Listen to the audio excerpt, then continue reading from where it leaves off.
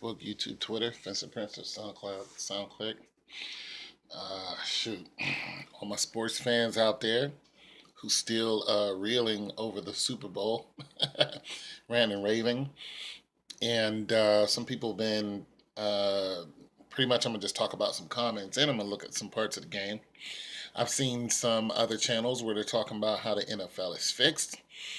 And just to let you people know, this is not a like an inside conspiracy. This is gone pretty broad. Like people are really, really, really starting to see uh, how it's fixed. And I mean, there's a whole why it's fixed, but they're seeing how it's fixed. They're seeing who's involved. And I said in my last video, not everybody on the NFL is involved in it. You got your people who are in control. They know exactly what's going on. The GMs, I'm going to say most of the coaches, let me not say that. Franchise coaches, guys who have been there, for a minute, those guys know the deal.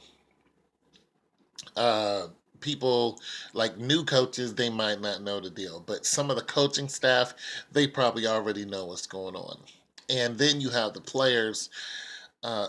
It's obvious that Matt Ryan was in on the whole thing. Now, I have a couple of videos talking about how he had a fake play up there and why he actually got sacked because he was trying to throw the ball on a second and it was just a ridiculous timing to do it.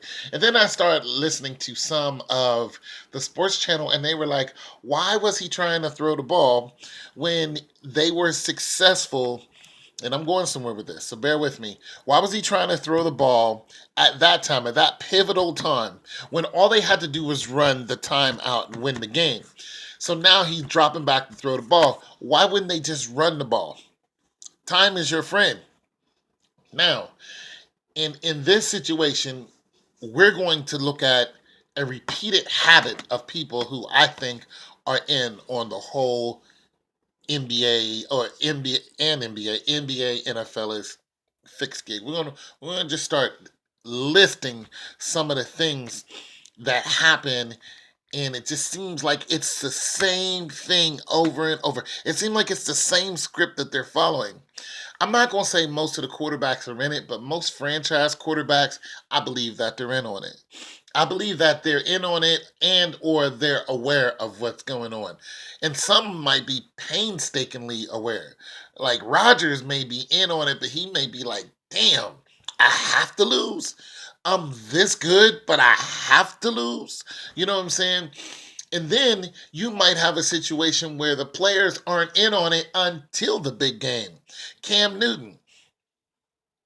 I mean, look at the fake play that Cam Newton did where he fumbled the ball and wouldn't recover the ball. That is a fake play. When I say fake play, I mean there are 90% of the people on the field who are going for the gusto. They know the deal as far as we need to win. That's all they got in their head. And there's that 10% of the individuals who control the game and they know that they either have to give up a play or they're going to have to make a play and make it seem like it was real. Cam Newton was in that position, and he gave the Broncos that win. He didn't even want to jump on the ball. When you look at the athleticism of Cam Newton, you there's nothing in my military mind that says that he couldn't have got that fumble. There's just nothing. And he delayed. It's like, why would you? This is the Super Bowl. So, no. I think that Cam Newton was in on it when he knew he was going to the Super Bowl. 17-1? Come on. When he knew he was going to the Super Bowl, the boys came to see him. Now, if you want to get even deeper on Cam Newton, you have to look at his history before he even got in into the NFL. He already had dirt on him and his father as far as $185,000 being given to him just for him to go to Florida. Two installments of that, he was under investigation. So I don't think Cam is shady.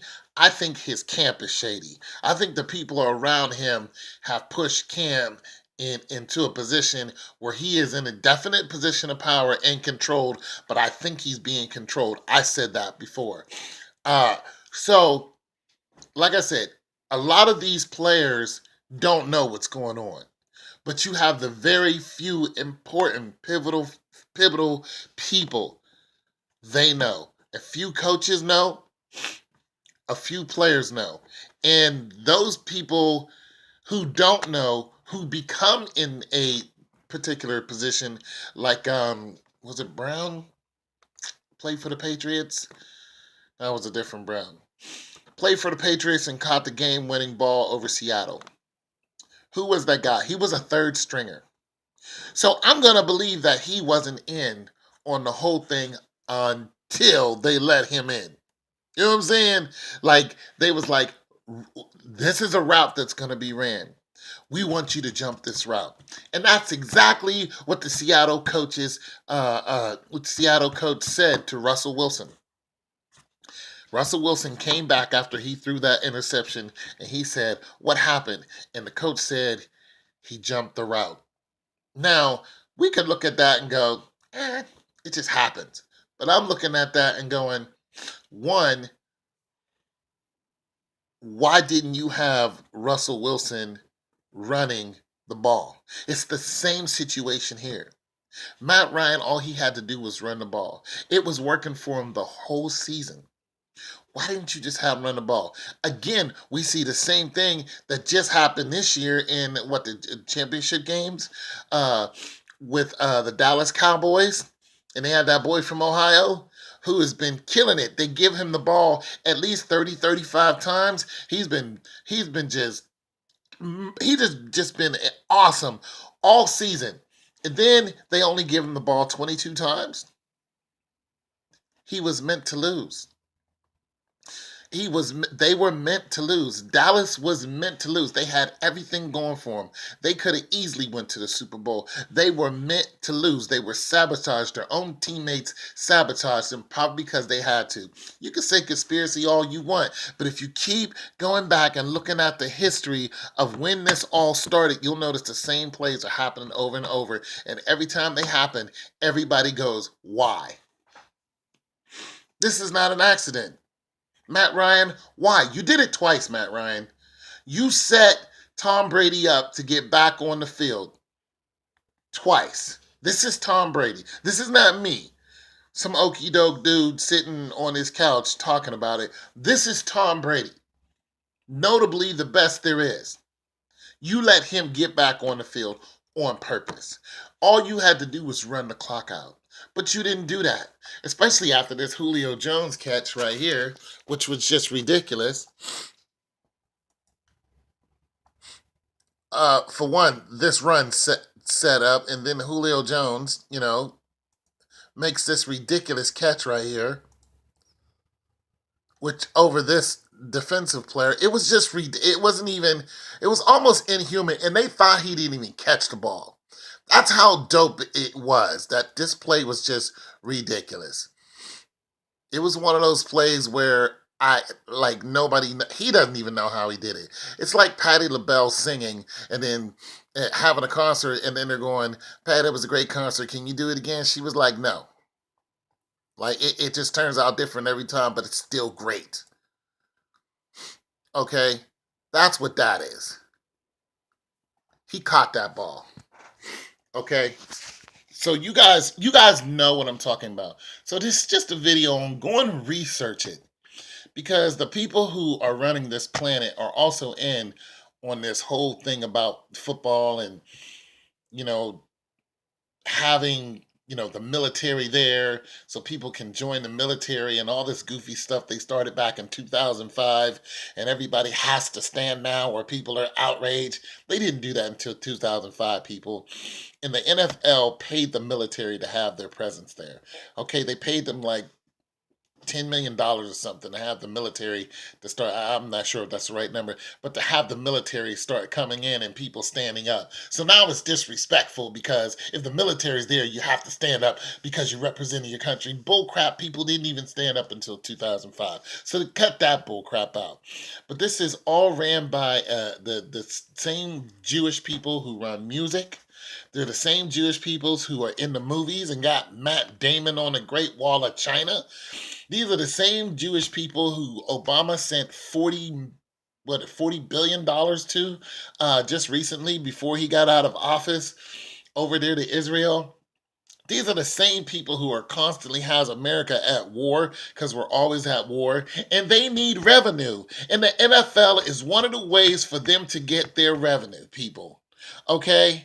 It's all about the sales, it's all about the revenue, it's all about how many eyes are on it, and it's all about how much they ticket sales, jersey sales, and controversy and garbage music like Lady Gaga pushing the gay agenda, and it's just trash on top of trash on top of more trash. And if you don't want to be wide awake, people, that's on you. Now, as far as other players and how great they are, because somebody is he's leaving me comments about Drew Brees. Drew Brees is a great player. He's got one up under his belt. He's a great player. I'm not saying he's not. You're saying is he better than Peyton Manning? I, mm, I'm gonna say this: Peyton Manning is just a better commander, and I'm just gonna make a video about that when we start comparing quarterbacks. I'm just gonna get into that. But I'm telling you, people, if you go back and look at the Dallas Cowboy game where they lost before their chance to go to the Super Bowl, you're gonna see the same rhythm happen over and over and over, where either the quarterback isn't giving somebody the ball, or they're causing fumbles, and it causes the other player, the other team, to get on the field. The same thing happened with Matt Ryan. The same thing happened with the Seattle Seahawks, and it's just over and over and over again. And the NBA is fixed. You guys don't forget to check out my SoundCloud, Tone 202, and check out my album, Just Right There. Just Google Just Right There. It's your boy Tone. Peace. Don't forget to subscribe. Peace.